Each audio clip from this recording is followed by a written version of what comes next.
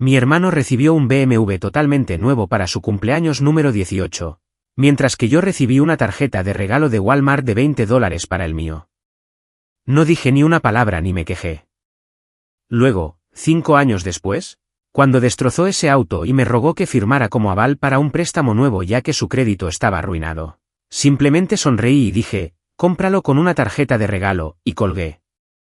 Ahora mis padres están furiosos porque no quiero ayudar a la familia.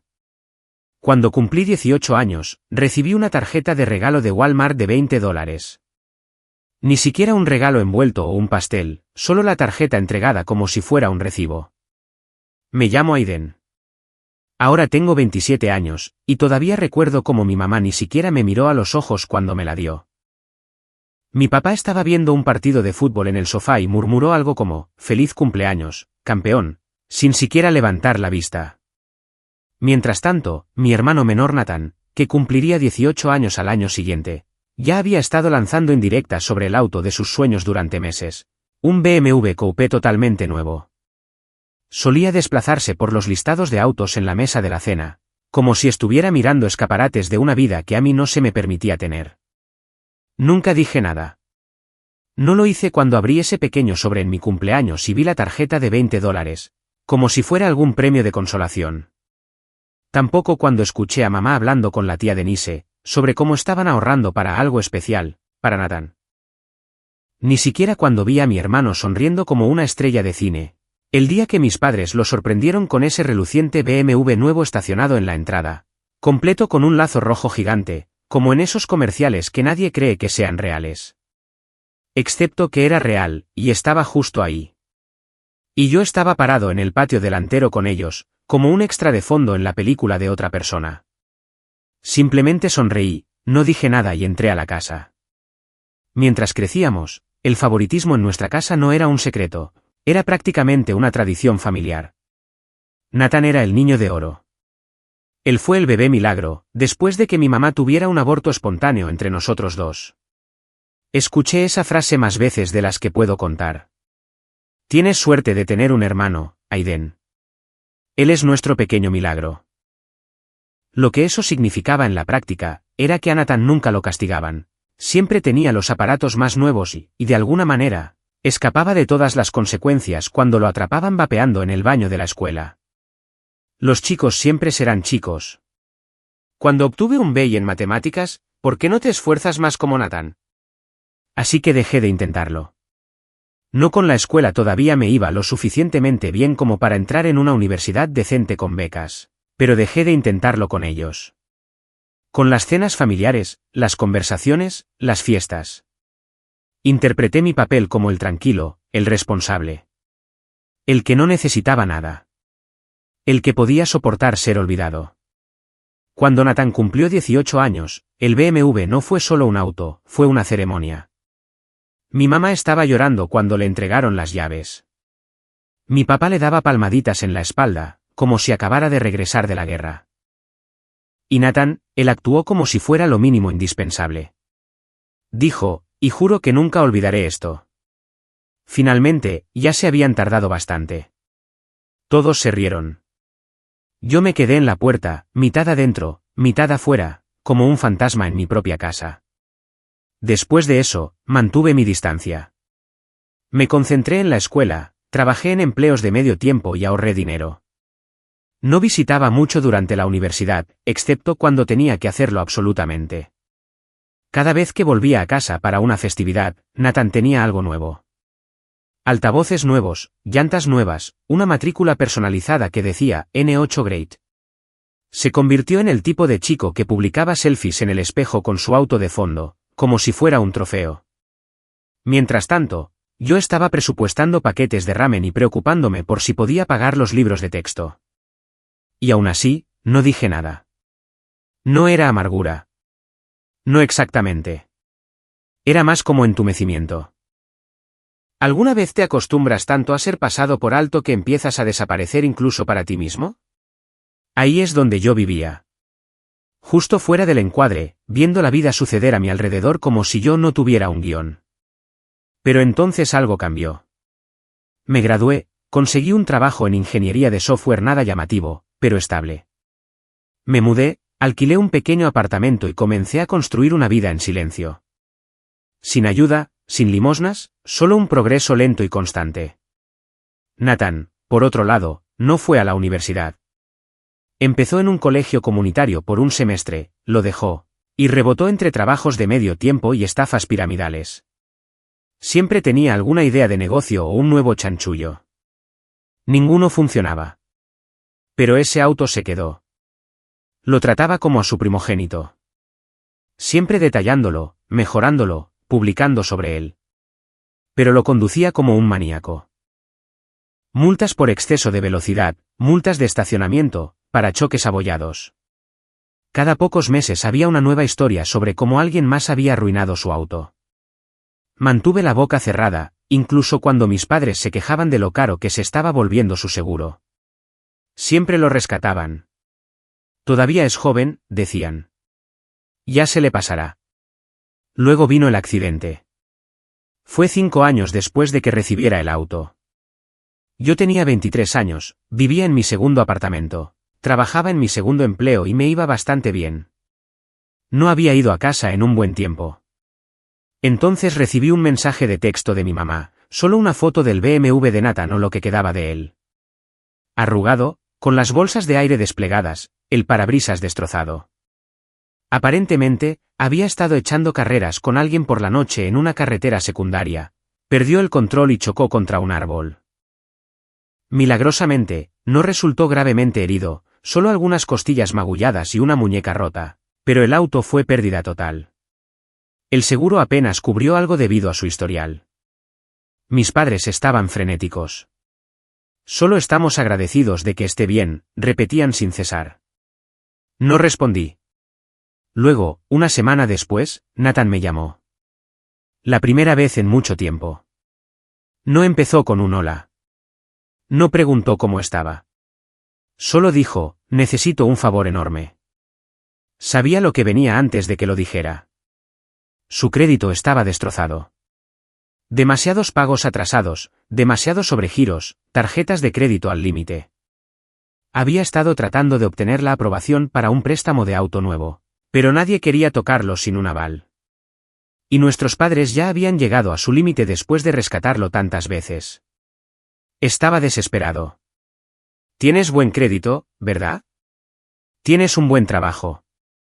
Vamos, hombre. Es solo una formalidad. Yo haré todos los pagos. Lo juro. Hubo una larga pausa de mi parte. Y fue entonces cuando sonreí. No por alegría, tampoco por rencor, pero algo frío y claro se asentó en mi pecho, como la pieza final de un rompecabezas encajando en su lugar. Recordé mi cumpleaños número 18.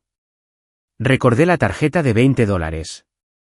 Recordé cada momento silencioso que me tragué en lugar de hablar. Y dije, ¿por qué no lo compras con una tarjeta de regalo? Él se rió al principio, como si fuera una broma. Entonces colgué. Fue ahí cuando se desató el infierno. Esperaba que las consecuencias fueran malas, pero no tanto. A las pocas horas de colgarle a Nathan, mi teléfono comenzó a iluminarse como un árbol de Navidad.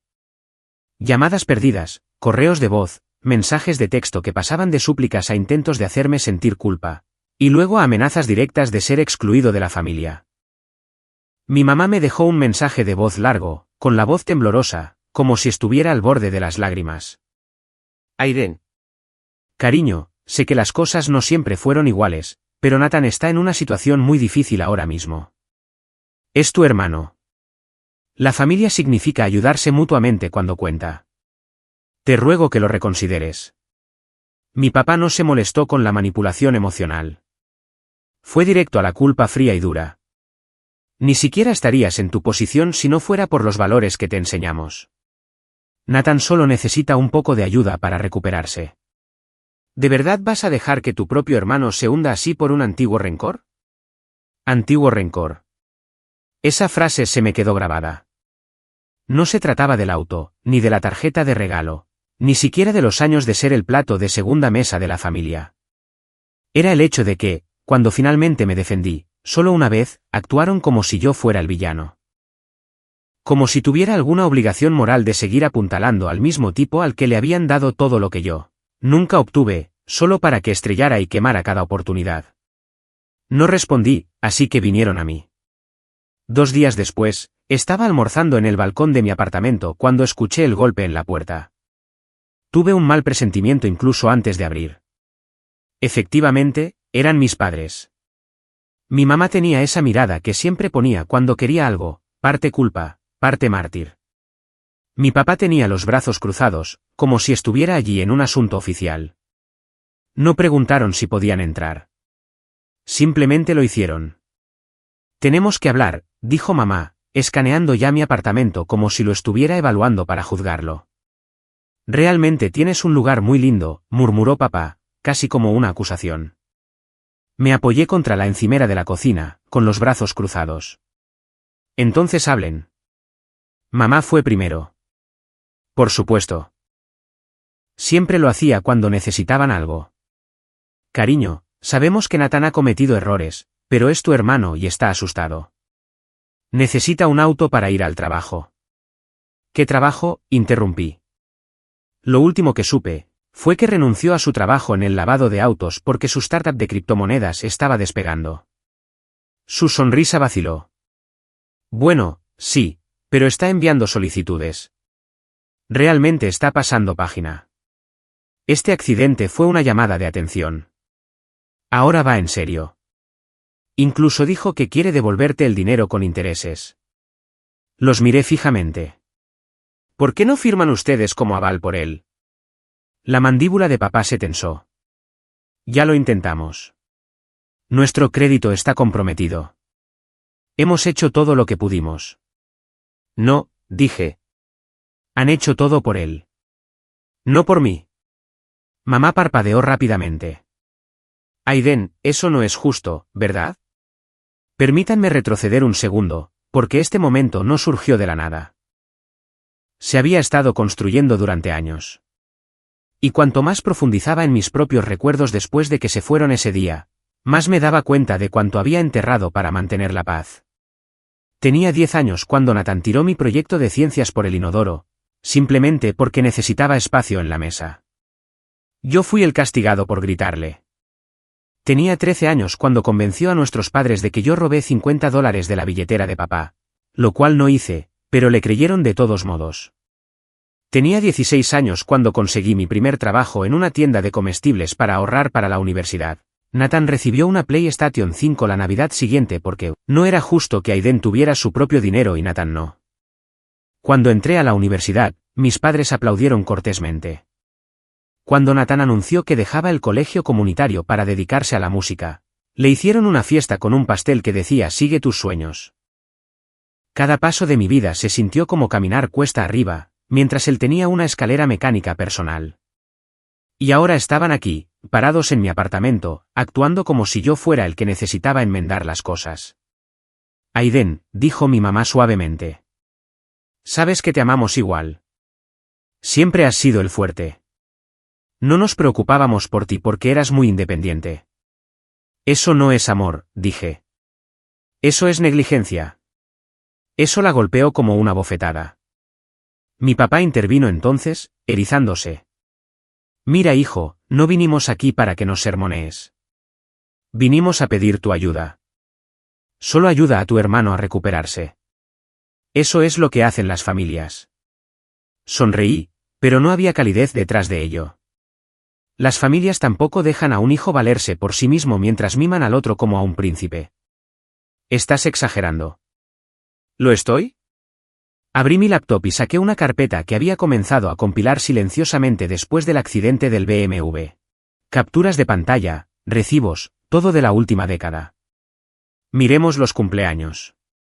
18. Nathan recibe un BMW. Yo recibo una tarjeta de regalo de $20. 21. Nathan recibe un viaje a Miami.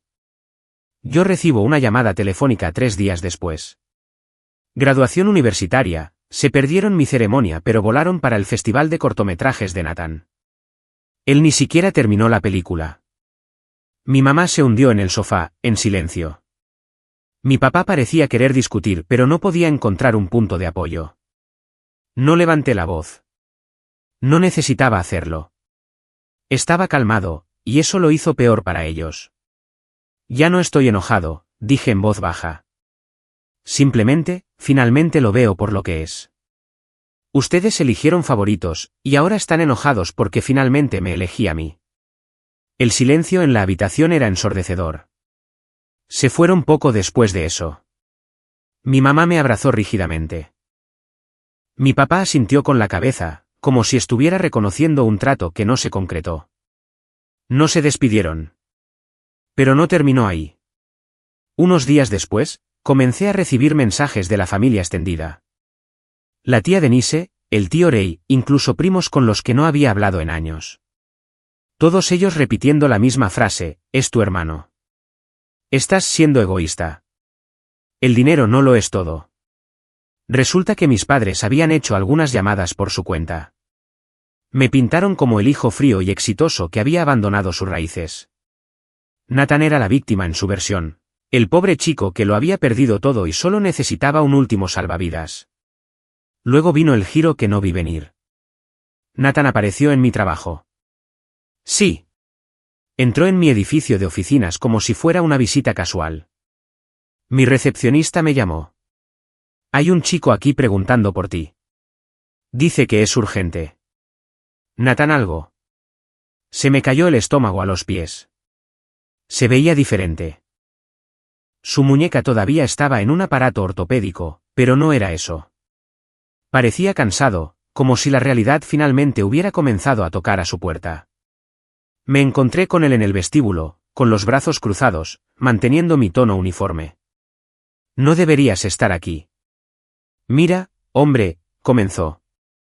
No quería que esto se volviera tan desastroso. No les pedí a mamá y papá que hicieran un escándalo nuclear. No dije nada. Se frotó la cara. La cagué. Sé que lo hice. Choqué el auto. Llevé mis tarjetas al límite. Arruiné mi crédito. Pero lo estoy intentando ahora.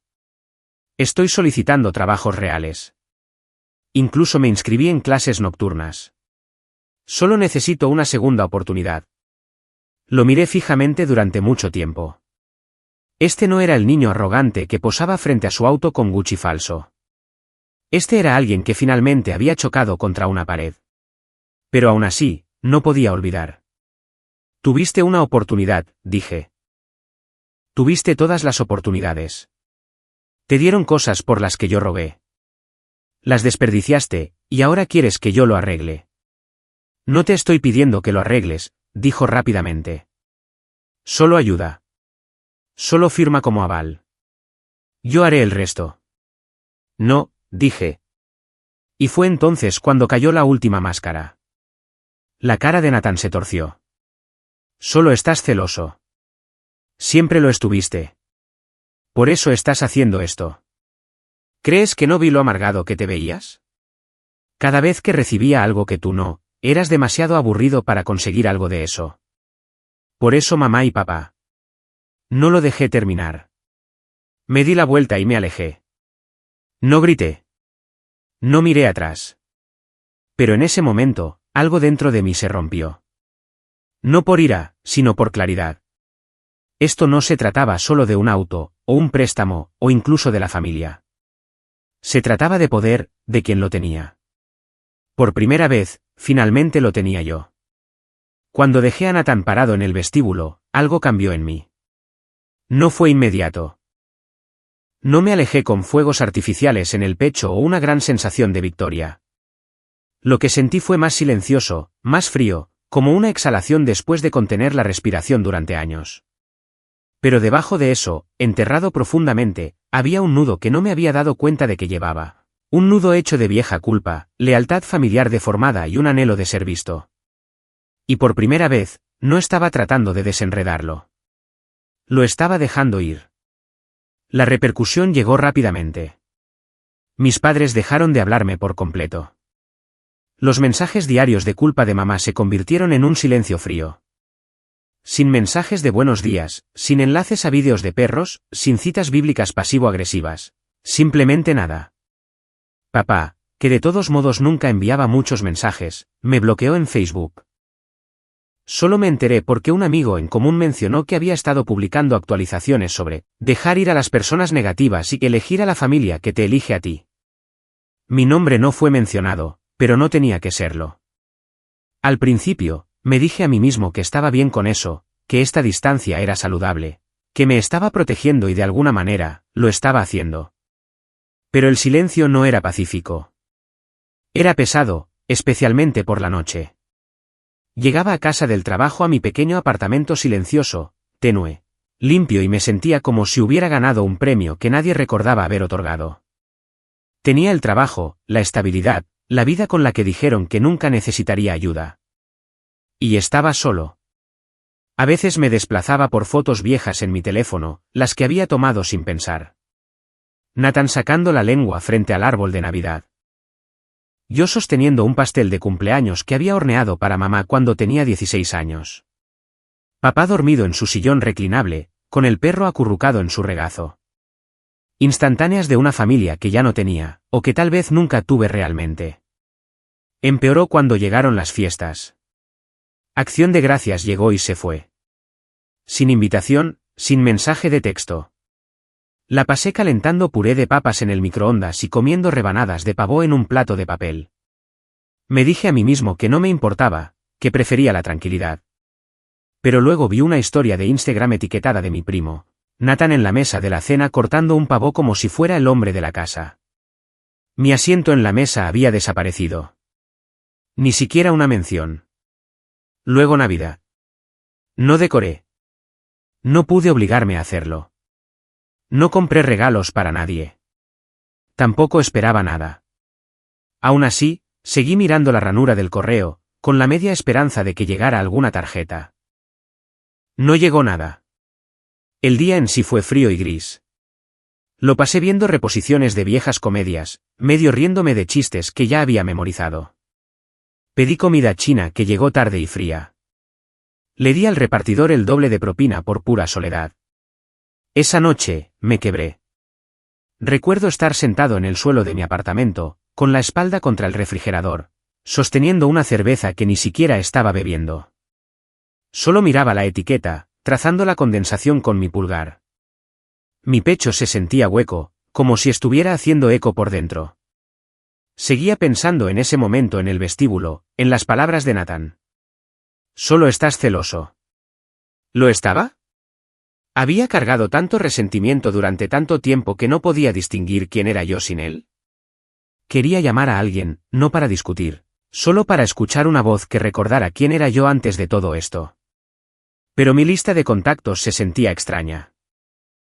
Todos estaban conectados con ellos de alguna manera. No podía confiar en que nadie dejara de informarles. No podía explicar cómo se sentía ser este fuerte en el que todos se apoyaban hasta que el peso me aplastó. Me quedé sentado allí durante mucho tiempo. Finalmente, me puse de pie, respiré hondo y abrí mi laptop. Al principio no sabía qué estaba buscando. Tal vez una distracción. Tal vez un salvavidas. Pero terminé en una carpeta vieja que no había tocado en años. Mis proyectos universitarios, notas, guiones a medio terminar, ideas de aplicaciones. De cuando soñaba con construir algo propio. Hice clic en ellos lentamente, como pasando las páginas de un viejo diario. Un archivo me llamó la atención, PulsePlanner-V1. Era una herramienta de productividad que había comenzado a construir durante mi tercer año. Parte rastreador de hábitos, parte diario de estado de ánimo, parte fijador de objetivos. Torpe y básica, pero tenía potencial. Abrí el código y me desplacé por él. Mi vieja lógica era desordenada, pero la estructura estaba allí. Entonces me golpeó, solía soñar, no solo sobrevivir. Esa noche, me quedé despierto hasta pasadas las 2 de la madrugada limpiando el código. Sin música, sin distracciones, solo yo y mi laptop. Por primera vez en meses, mi mente no estaba dando vueltas en espiral. Estaba construyendo. Ese se convirtió en mi ritmo. Trabajar durante el día, construir por la noche. Me vertí en Pulse Planner como si fuera oxígeno. Le di una interfaz más limpia, agregué análisis, lo conecté con integraciones portátiles. Lentamente, se convirtió en más que un proyecto. Se volvió mío. No estaba tratando de probar nada. Ni a Nathan, ni a mis padres, solo a mí mismo. Con el tiempo, el entumecimiento disminuyó. Empecé a correr de nuevo. No muy lejos, solo unas pocas millas por la mañana antes del trabajo. Me despejaba la cabeza. Me inscribí en terapia, algo a lo que me había resistido durante demasiado tiempo. La primera sesión, apenas hablé. Pero en la segunda, me abrí un poco. Para la quinta, estaba desempacando cosas que no sabía que todavía cargaba. Vergüenza, abandono, el doloroso deseo de ser elegido. Mi terapeuta, un tipo mayor y tranquilo llamado Mark, dijo algo que se me quedó grabado. Pasaste toda tu vida tratando de no mover el bote, pero el bote ya se estaba hundiendo. Solo estabas tratando de que no te culparan por la fuga. Me golpeó como un puñetazo porque tenía razón.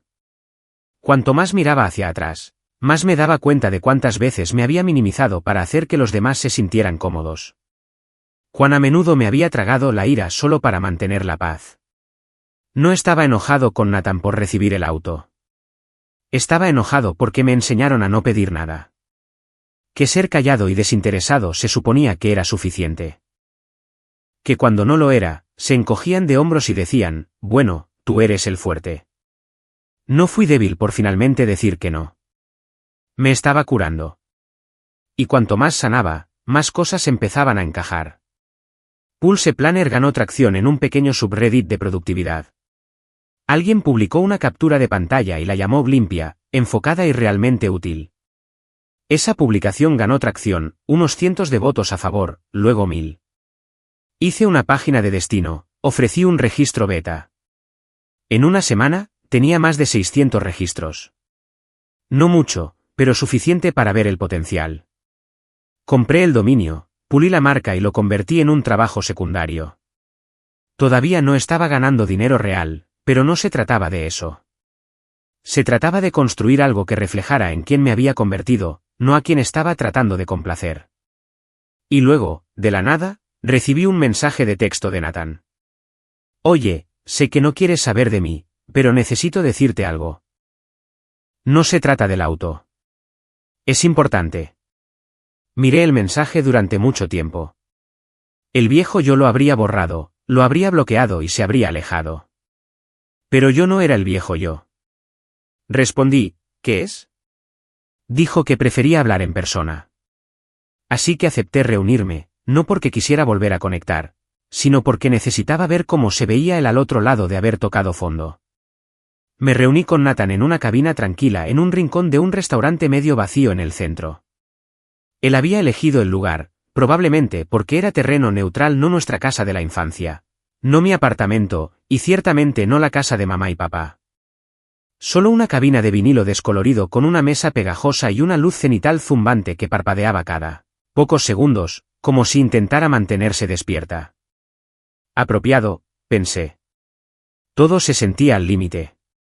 Parecía cansado, realmente cansado. Su sudadera con capucha estaba arrugada y su barba era irregular, como si no le hubiera importado lo suficiente como para afeitarse bien. Había un corte profundo en su mejilla que casi había sanado, pero no del todo. Y su muñeca izquierda todavía estaba en el aparato ortopédico.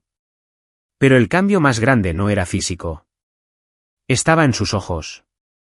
Nathan siempre tuvo ese brillo engreído e intocable, como si el mundo fuera solo un telón de fondo para su película personal. Ese brillo había desaparecido. Sé que la cagué, dijo, saltándose el saludo. No respondí. Solo esperé. Quería decirte. Creo que finalmente lo entiendo ahora. Lo que has estado tratando de decir todos estos años sobre lo injusto que fue todo. Eso llamó mi atención. Él miró hacia la mesa. ¿Sabes cuál fue la peor parte de destrozar ese auto? Soltó una risa seca. No fue el choque ni el dolor. Fue la mirada en la cara de mamá cuando me recogió del hospital. No estaba asustada. No estaba triste. Simplemente se veía cansada. Como si no le quedara nada para mí. Me mantuve en silencio.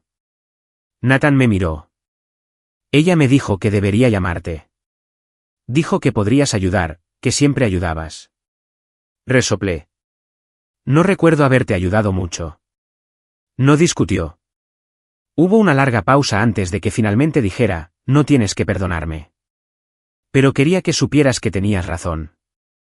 No me gané nada de eso. Simplemente lo esperaba. Y ahora que se ha ido, no sé quién soy sin ello.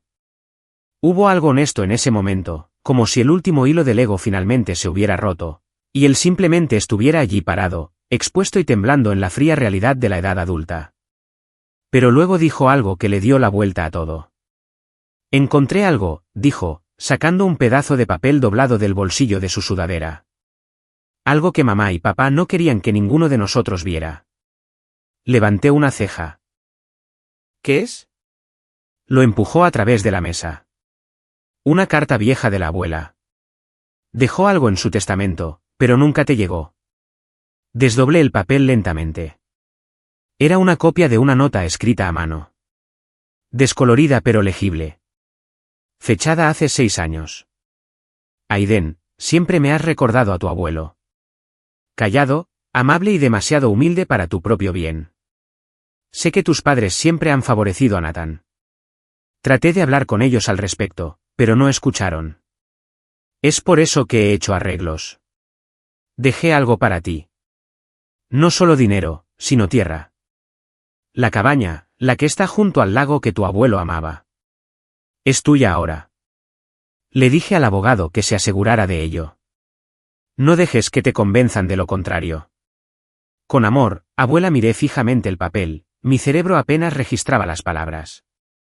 ¿La cabaña? Estás mintiendo, dije automáticamente, con voz fría. Nathan sacudió la cabeza. Juro que no. Encontré esto en una caja de papeles viejos de mamá cuando me quedaba en la casa.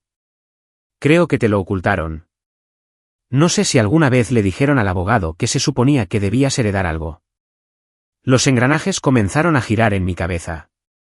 No había estado en la lectura del testamento de la abuela. Había estado fuera en la universidad y solo recibí una llamada después. Mamá me dijo que todo se había dividido equitativamente, pero que la mayor parte se había ido en gastos funerarios y en ayudar a Nathan a establecerse. No lo cuestioné.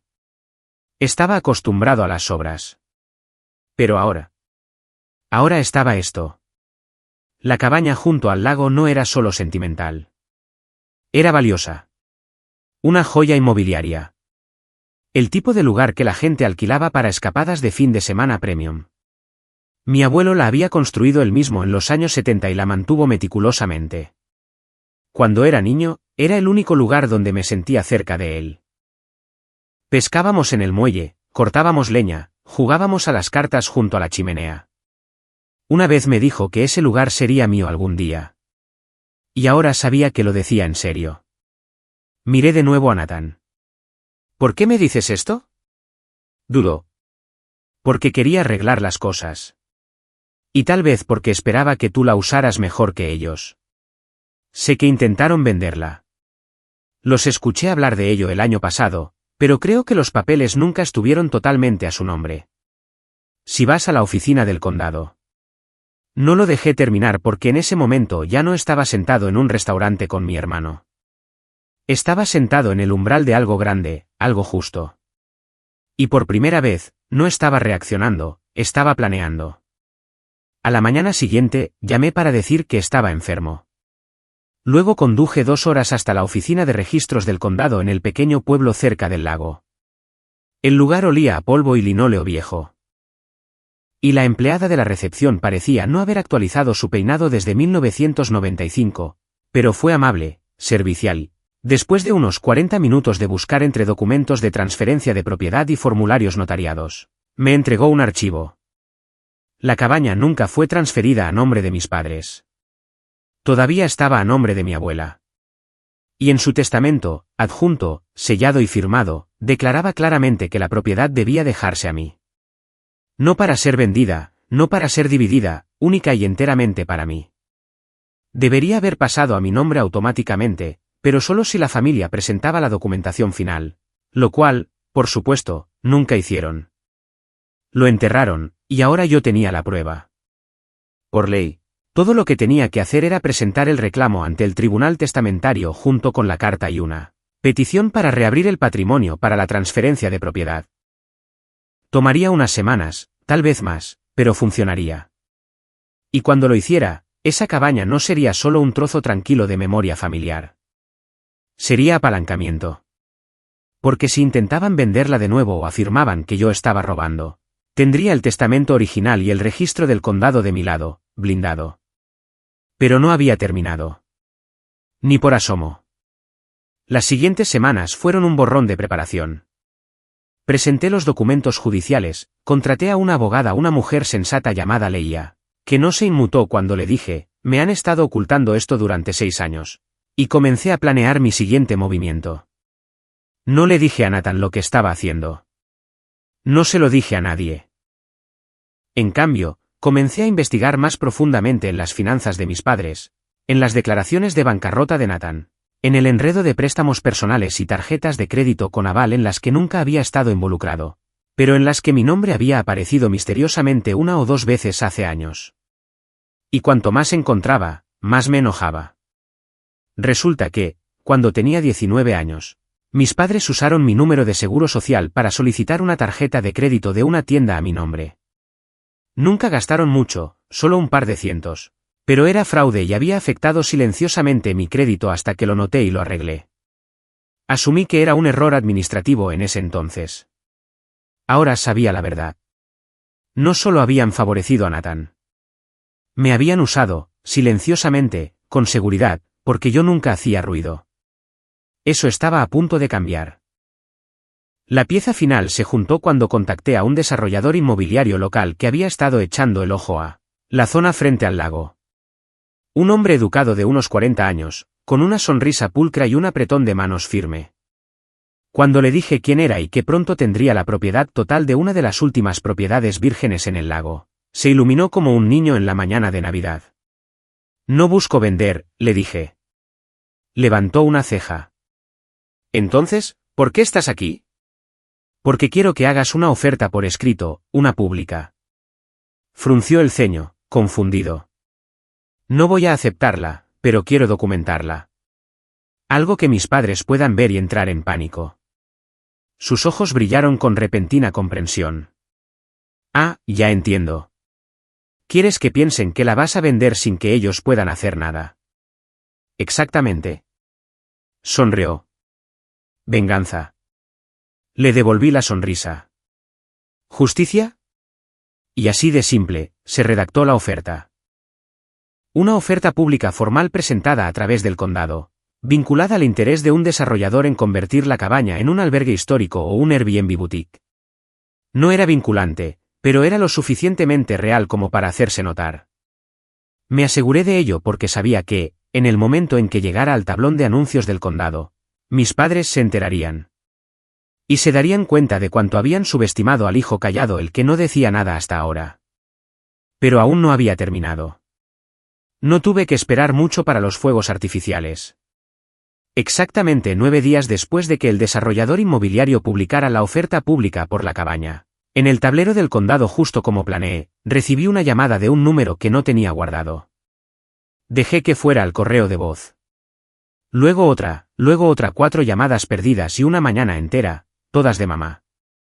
Finalmente, mi teléfono vibró con un mensaje. ¿Qué estás haciendo? Llámame ahora mismo. No vendas esa propiedad. La parte satisfactoria no fueron los gritos en mayúsculas. Fue el hecho de que, por una vez, ellos eran los que estaban desesperados, no yo. Dejé que los mensajes se acumularan. Llegaron en oleadas. Primero pánico, luego culpa, luego amenazas. Mi papá incluso intentó la vieja rutina de estás cometiendo un gran error, hijo. Pero el mejor fue el correo de voz donde dijo, esa cabaña estaba destinada a la familia, no al lucro. Como si yo fuera el que enterró una carta escrita a mano de la abuela durante 6 años. Como si no hubieran intentado vender el lugar silenciosamente a mis espaldas el año pasado. Cuando no respondí, aumentaron la presión. El tío Ray me llamó después. Dijo que estaba preocupado porque la familia se desmoronara. La tía Denise intervino diciendo, cariño, tus padres ya son mayores y el estrés como este no es bueno para ellos.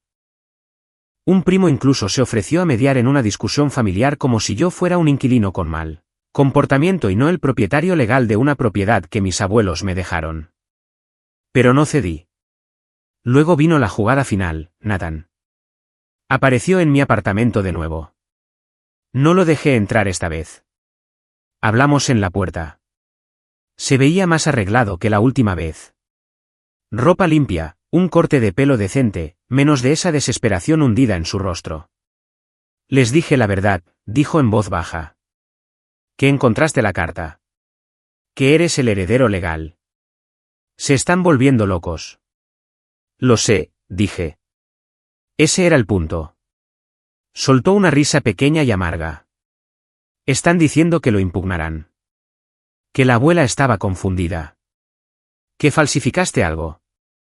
No lo hice, dije simplemente. Y si lo intentan, tengo a la abogada, el testamento original, los registros de la oficina del condado y la firma del abogado de la abuela confirmando todo. Déjalos quemar dinero en una batalla perdida. Nathan me miró por un largo momento. ¿De verdad vas a seguir adelante con esto? Me apoyé contra el marco de la puerta. No, no voy a vender la cabaña. Solo voy a renovarla. Convertirla en un retiro. Tal vez algo para escritores locales o veteranos. Algo bueno. Algo que ella hubiera querido. Parpadeó. ¿Hablas en serio? No hice todo esto por venganza, dije. Eso fue solo el bono. Las renovaciones comenzaron 3 semanas después. Era una cabaña pequeña, pero robusta, madera curtida, una gran chimenea de piedra, 2 habitaciones, un muelle crujiente con vistas al lago. El agua estaba tranquila como un espejo en las madrugadas, el tipo de lugar donde el mundo se ralentizaba. Contraté a un equipo local, les pagué bien y les di un cronograma. A medida que se corrió la voz de que estaba reviviendo la vieja cabaña, comencé a recibir correos electrónicos y cartas de gente del pueblo, amigos de mis abuelos, antiguos compañeros de pesca de mi abuelo, incluso una bibliotecaria que recordaba a mi abuela yendo todos los miércoles a buscar novelas de misterio. Todos compartieron historias que nunca había escuchado porque nunca fui incluido en esas partes de nuestra historia familiar. Y de repente, me di cuenta de algo. Este lugar había sido mío mucho antes de que lo poseyera en papel. Simplemente nunca lo supe. Mis padres, mientras tanto, no tenían idea de cómo manejar el cambio de poder. Cuando se dieron cuenta de que no iba a vender la cabaña, sino que me la quedaba y no para obtener ganancias, sino por legado, no supieron cómo reaccionar. No hubo más amenazas, no más llamadas, solo silencio. Al principio, pensé que se estaban reagrupando, planeando alguna maniobra legal, pero no llegó nada. Unas semanas después, recibí un solo correo electrónico de mi mamá. Espero que sepas lo que estás haciendo. Esta familia está rota debido a tus decisiones. Lo leí una vez, luego lo borré. Porque la verdad era que la familia no se había roto cuando me defendí. Se rompió hace mucho tiempo, cuando decidieron que yo era el personaje de fondo en la historia de Nathan. Yo simplemente estaba reescribiendo el guión finalmente. La cabaña abrió 6 meses después. La llamé Casa Stillwater. Un nombre tranquilo. Apropiado. No invité a mis padres a la inauguración. No lo anuncié en las redes sociales. Solo envié un correo electrónico privado a la docena de personas que me habían escrito cartas durante la renovación. Locales, veteranos, viejos amigos de la familia. Les hice saber que la cabaña estaba abierta, sin cargo para estancias de fin de semana para cualquiera que necesitara un descanso de la vida. Sin anuncios, sin ganancias. La noticia se difundió lenta y silenciosamente, exactamente como yo quería. Nathan vino una vez, sin avisar. Esta vez, lo dejé entrar. Nos sentamos junto a la chimenea, bebiendo café en el silencio. Después de un largo rato, dijo, no tenías que llegar tan lejos. No tenía, estuve de acuerdo. Pero es la única razón por la que alguien prestó atención. Miró alrededor de la cabaña.